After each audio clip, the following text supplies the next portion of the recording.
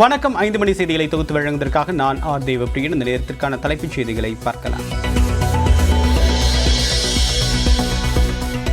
2003 நடைபெற்ற பேரணியின் போது கலவரம் ஏற்பட்ட வழக்கில் விடுதலை சிறுத்தைகள் கட்சியின் தலைவர் திருமாவளவன் மயிலாடுதுறை நீதிமன்றத்தில் ஆஜராகி கையெழுத்திட்டார்.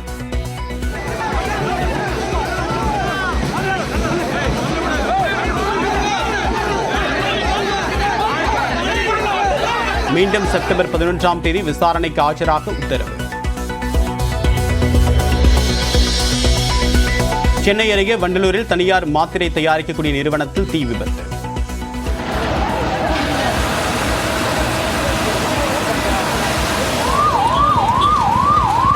கரும் புகையால் சிலருக்கு மூச்சு திணறல் ஏற்பட்டதால் வெளியேறிய ஊழியர்கள்.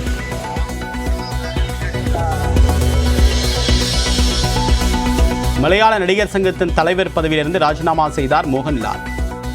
அம்மா சங்கத்தின் நிர்வாகக் குழு முழுவதுமாக கலைக்கப்படுவதாகவும் அறிவிப்பு.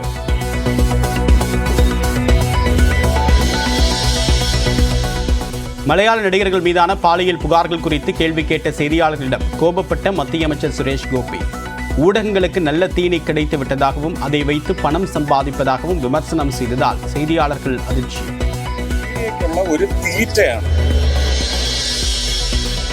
கொல்கத்தாவில் மருத்துவ மாணவி கொலைக்கு நீதி கேட்டு தொடரும் போராட்டம்.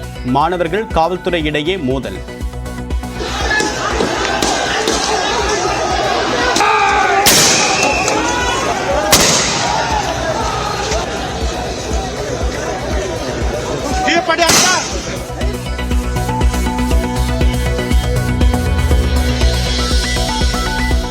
பெண் பயிற்சி மருத்துவ கொலையை கண்டித்து மேற்கு வங்கத்தில் நாளை 12 மணி நேர முழு அடைப்பு போராட்டத்திற்கு பாஜக அழைப்பு.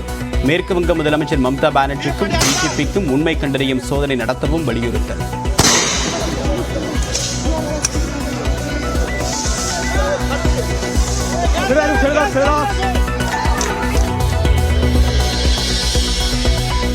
மலையாள நடிகர் முகேஷ் மீது மேலும் ஒரு பாலியல் புகார். நடிகையின் தாயிடம் தவறாக நடந்து கொண்டதாக சக நடிகை குற்றச்சாட்டு.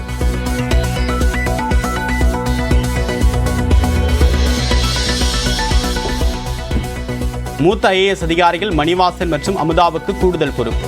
TNPSC செயலாளராக நியமிக்கப்பட்டுள்ள SK பிரபாகர் வகித்து வந்த துறைகள் ஒதுக்கீடு.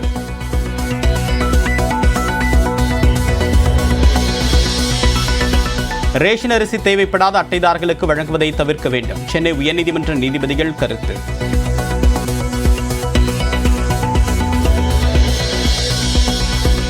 நிதி நிறுவன மோசடி வழக்கில் கைதாகியுள்ள தேவநாதனுக்கு 7 நாட்கள் போலீஸ் காவல். பொருளாதார குற்றப்பிரிவு சென்னை சிறப்பு நீதிமன்றம் அனுமதி.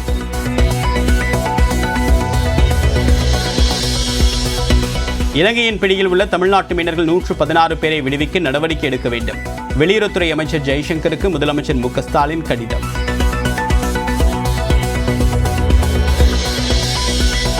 சர்வதேச முதலீடுகளை ஈர்க்க இன்று அமெரிக்கா புறப்படுகிறார் முதலமைச்சர் மு க ஸ்டாலின். கட்சி ஆட்சி பொறுப்பை தோள்களில் சுமந்தபடி பயணிக்க உள்ளதாக அறிக்கை.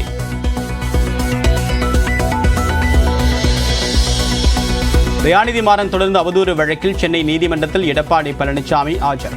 70 வயதானதை கருத்தில் கொண்டு நேரில் ஆஜராவதிலிருந்து விலக்களிக்க கோரிக்கை.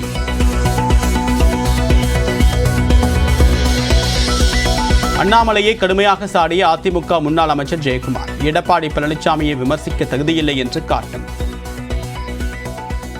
உங்களுடைய நிலைமையே ஒரு விட்டில் பூச்சி. விட்டில் பூச்சி எத்தனை நாள் தெரியுமா? அதனுடைய வாழ்க்கையே 7 நாள். விட்டில் பூச்சி ஒரு முழுமையான அளவுக்கு பார்த்தீங்கன்னா ஒரு மின்மினி பூச்சி. இந்த அளவுக்கு தான் அண்ணாமலையினுடைய அந்த ஒரு அரசியல் நிலைமை இருக்கு. EPS மீதான விமர்சனத்தை வாபஸ் பெற மாட்டேன் என்று ஜெயக்குமாருக்கு அண்ணாமலை பதிலடி. அதிமுகவில் 70 வயதிலும் தலைக்கு டை அடித்துக் கொண்டு இளைஞர்கள் என்று சொல்கிறார்கள் என்றும் விமர்சனம். அதிமுகவினுடைய தலைவர் இன்னைக்கு என்ன ஆகி போச்சுன்னா 70 வயசுக்கு மேல சில தலைவர்கள் டை அடிச்சுட்டு இளைஞன் நினைச்சுக்கிறாங்க. இன்னைக்கு இருக்கக்கூடிய முன்னாள் அமைச்சர்கள் டை அடிச்சா இளைஞன் நினைச்சுக்கிறாங்க. இளைஞன் டை அடிக்கிறது இல்ல, பேச்சுல, செயல்ல, வீரத்துல, ஆற்றல்ல, மக்கள்கிட்ட பேசக்கூடியதுல தான் இருக்கோ தவிர டை அடிக்கிறதுல இளைஞர் பண்பு கிடையாது. எடப்பாடி பழனிசாமியை தரக்குறைவாக பேசியதாக அண்ணாமலையை கண்டித்து அதிமுகவினர் போராட்டம்.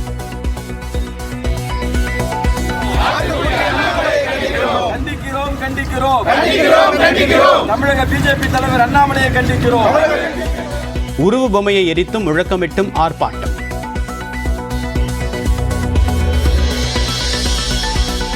நடிகை நமிதாவிடம் இந்து மதத்தை பற்றி கேள்வி கேட்கவில்லை. மதுரை மீனாட்சி அம்மன் கோவில் தரப்பு மீண்டும் விளக்கம்.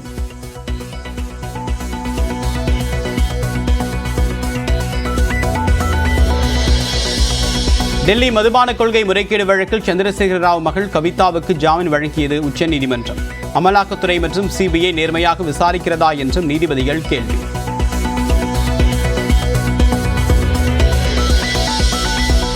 புதிய கல்விக் கொள்கையை ஏற்காததால் நிறுத்தி வைக்கப்பட்ட 573 கோடி ரூபாயை பெற மத்திய அரசுக்கு அழுத்தம் தர வேண்டும். தமிழ்நாடு அரசுக்கு பாமக தலைவர் அன்புமணி ராமதாஸ் வலியுறுத்தல்.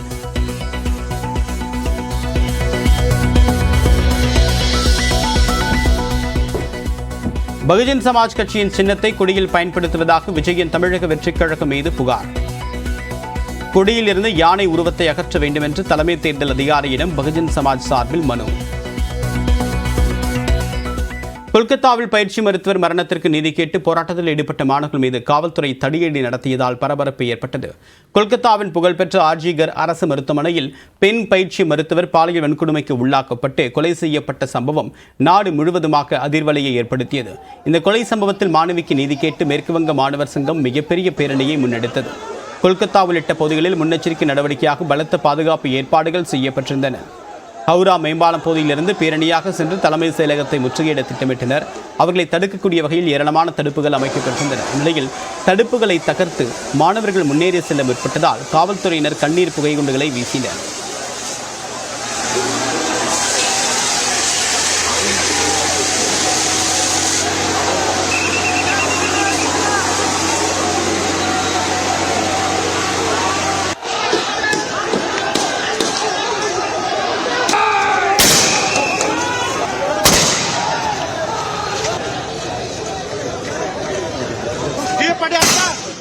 அப்போதும் மாணவர்கள் கலைந்து செல்ல மறுத்ததால் போலீசார் தடியடி நடத்தினர்.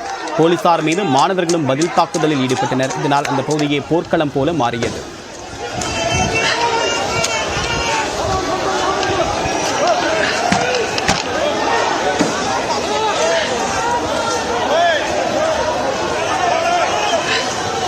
மம்தா பானர்ஜி முதலமைச்சர் பதவியிலிருந்து விலக வேண்டும் என்றும் மாணவர்கள் வலியுறுத்தினர்.